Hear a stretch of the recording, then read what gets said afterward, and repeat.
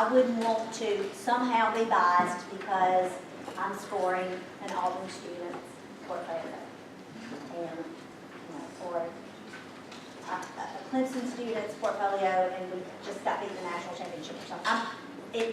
Not that I would ever let that be any kind of a bias. I'm just saying, that's their reasoning behind all this. And none of this is foreign. This is exactly how they did the national board. They were even a step further. I had to turn in copies of my driver's license, picture ID. It had to match perfectly. My name, to this day, I'm still Reed-Gilbert, and it has to do with National Board and the University of Alabama. You can't find me in the faculty or anything without looking under R instead of G. And it's because officially on my license, that's what it has. It goes all the way back to getting married while I was still in college. And anyway, they're even stricter with national boards. But that's another thing I've mentioned before. If you choose to do national boards, then you're gonna be much more prepared. This is because you went through the NTPA process. Okay, anybody see any others on there that just stand out that you have a question about? Yes? If I had a student in the background who didn't bring in a permission form, and his head was never, he never touched Can't see his face, it's okay. It's okay, I don't have to wear it like the back of his head? Yeah, no, if you can't see his face, if you can't identify that student, then So if there's a kid who doesn't have a permission form and you call their name and they answer, is that okay? Because they're not in the video, but right. voices. When we did our video task session, I have that in there that you should not say their name. But I found that, because I don't know that it says that in the handbook, I found that on some NTPA advice something. But that's not going to be a condition. I don't know. I don't need to be a condition. Yes.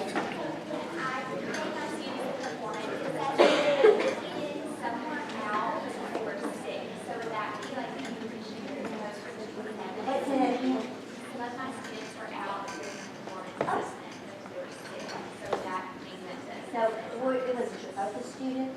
No. Okay. No, it's okay. Somebody asked me about that they had a lot of students out, it was like the flu was going around or something. And on their context for learning, it says they've got 24 students, and then they do their item analysis, and there are 16 there. What happened? If you want to explain that, you can. I don't know that I would have noticed that in scoring. But you can just like acid, chart. Yes, not on a lot of these you'll see not turned in, or where it indicates. You don't have to put that. You can maybe do a little explanation, but you can. Okay. All right. So moving right along. Okay. This is how it works. All right. Some universities submit straight to Pearson, and some use an integrated platform provider like LiveText. We use LiveText. LiveText is already set up to where when you do that, it's already on there, on your assignment. On the date that it's due, it has NTPA final submission or something like that, or NTPA portfolio, final portfolio, something like that. When you go into there, it's going to bring up all this stuff that you'll see. I'm going to show you a few pictures. I'm not going to go through the whole thing today.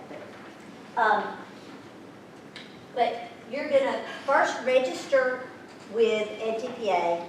Pearson is the big, I don't know, they in the education world, there's just all this power and they've got too much power. I don't know. They're just the folks, as far as NTPA is concerned, they're the ones who provide a way to turn the thing in and train scores and that kind of thing. I don't see how in the world they could possibly make a whole bunch of money on this. I know you're thinking $300 is a lot of money for an assessment, but all this score training and all the, I just don't see anybody making a killing on this assessment. It seems like it would cost every bit of what is going, at least right now. Maybe eventually someday they'll make a profit on it, I don't know. But Pearson is just the provider, like they're the ones who, they didn't create the test and, have all this, no big conspiracy behind everything. So you'll see some things about, in your directions, submitting to Pearson. It's just the people who do this technical stuff for NTPA. All right, so you're gonna do that, and that's a process. I mean, it's like, I don't know, I'm guessing 15 to 30 minutes. I don't know. maybe not that long. It depends on if you got all your information right there and how quick you want it. Some of it, it says you don't have to answer these questions. And the first time I had everybody answer, when we were doing those condition codes, I was already irritated with, not the students, but like Pearson. And I was like, don't answer those, just keep going, because they had to register again. So there are a couple of little codes. A lot of you will have some sort of a voucher. Not everybody, I've already said that, there's only so much money, but I'm going to draw it. I didn't give you all the details, but I will after Dr. Harden gets finished. I'll give you the details about all that. Got everything ready for the drawing, so who's going to get some vouchers. But the voucher number that I'll give you that night, because you have to be here, remember, mandatory, you got voucher. That's one thing that you put in there with your payment. It's like, okay, you'll use credit card and the voucher, because the voucher is only going to be for like $100. For somebody, it'll be a little bit more good. Anyway, so then they give you, at the end of registration, they give you this authorization code, and you're going to need that, and I've got it all. You don't have to remember all this right now. It's in that checklist, and I've even got a line for you to write down the authorization code when you get that, and you're going to have that after you've uploaded everything to live text, and anyway. It's all fine, it will all be okay, but you just have to follow through. I just want to give you kind of an overview of some of this. That first night, the reason I have 2 nights is that first night, you're going to upload everything, you're going to register, you're going to go into live text, you're going to upload everything. There's this whole, I'm going to show you a few pictures of it here in just a second, but it's a process. It takes videos, take a little while to upload. And so if you're picking your music or whatever, you got 10 videos to upload, it may take a little while. So you get everything, you double check everything. I mean, you open every single file and make sure that it looks the way it's supposed to look in live text. And I'm telling you that is so important, that those condition codes would not have happened if the students had followed the exact steps and checked. There were 2 opportunities to check to find those. Actually 2 to 3 big opportunities to check those.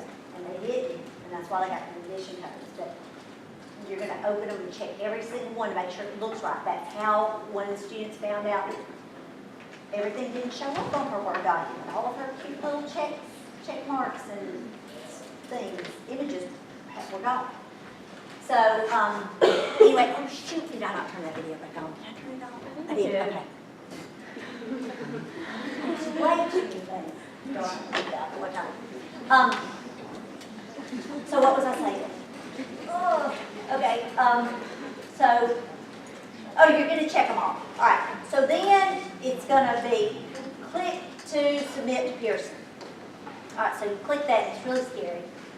Dr. Harden, it's no big deal at all, but anyway, I want to make sure everything's right. So then you can't, it's not officially submitted. It's not even close. It's like just the first kind of part. And then you've got to wait on an email, and that I just say, go home and don't worry about it. You'll get the email by in the morning. It could be that it's a couple of hours and you're going to stay up late. I would not stay up late and do it. I would wait. Just deal with it tomorrow after school. Okay, so you wait on that email to say Pearson has gotten, like your files are there now in the Pearson system. So then you log into the Pearson system. It's all in your instructions.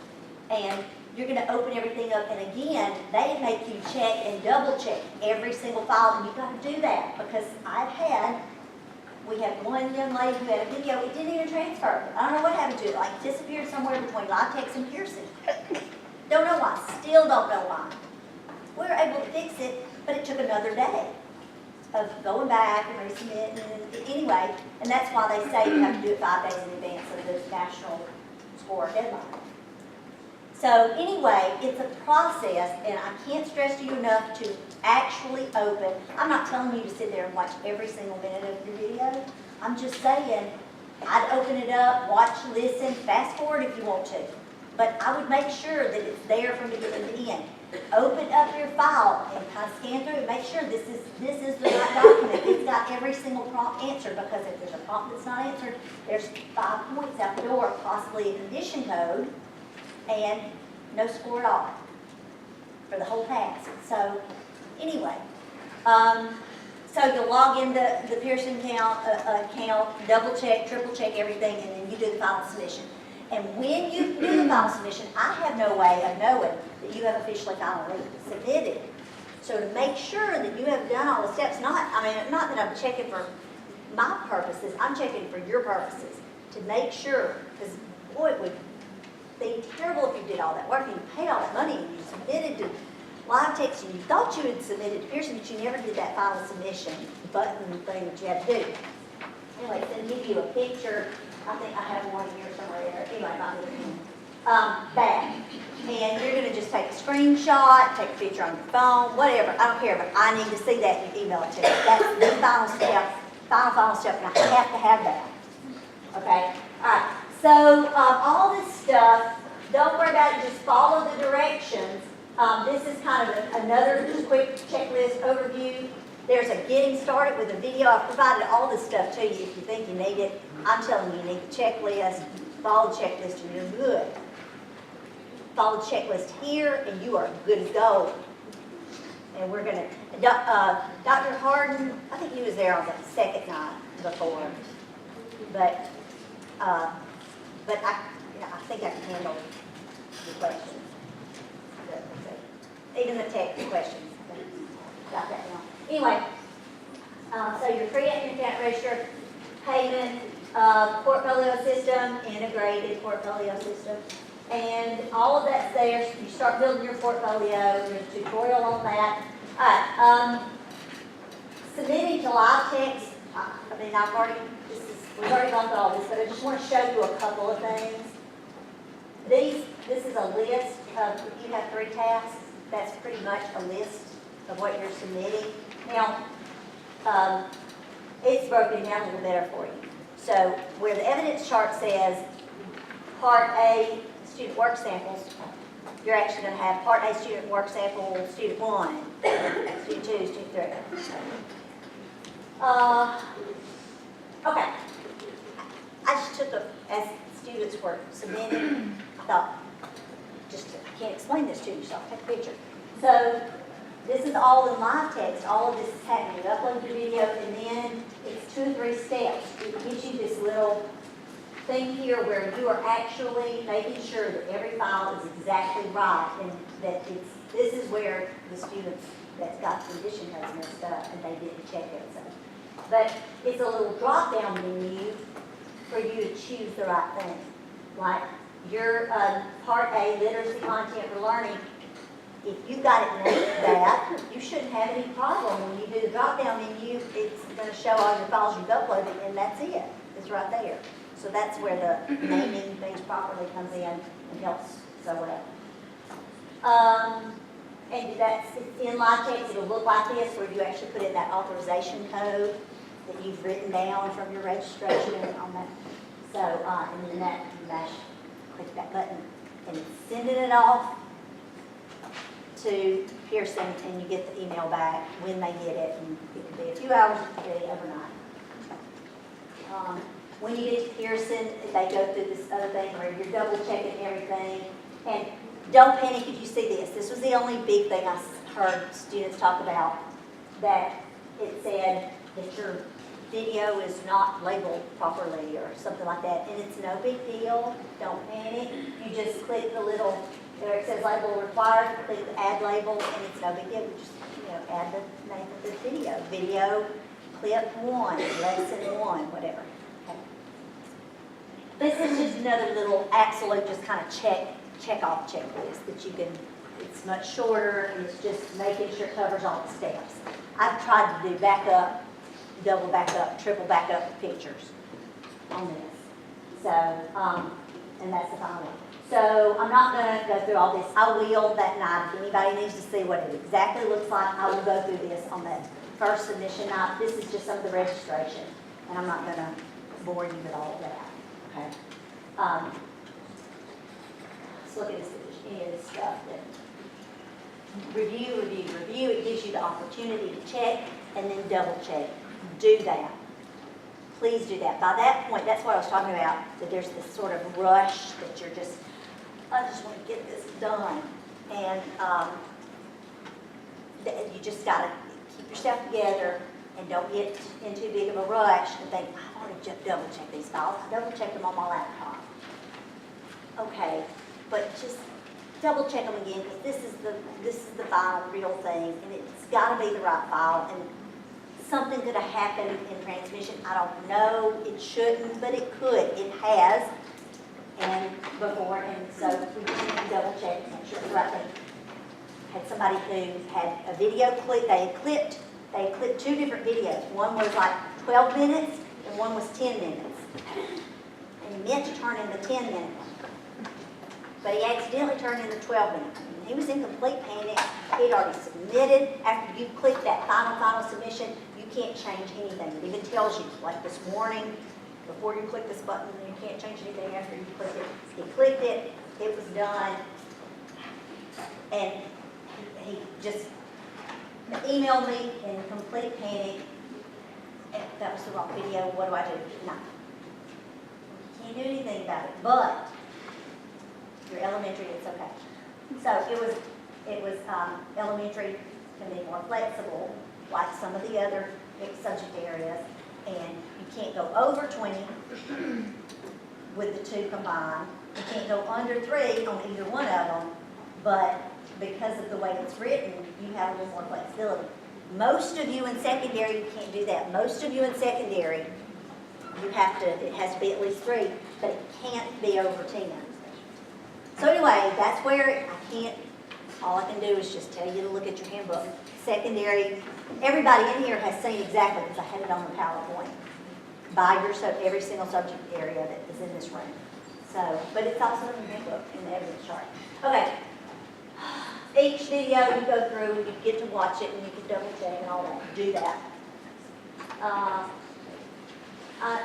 This is not going to mean anything to you today, so it's not going to do you good to go through. Video cutting and compressing, that's Dr. Harden. He'll be here in just a few minutes. Okay, so I can answer some questions right now before he gets here. And I tell you what I'm going to do too. Do we have any questions about this?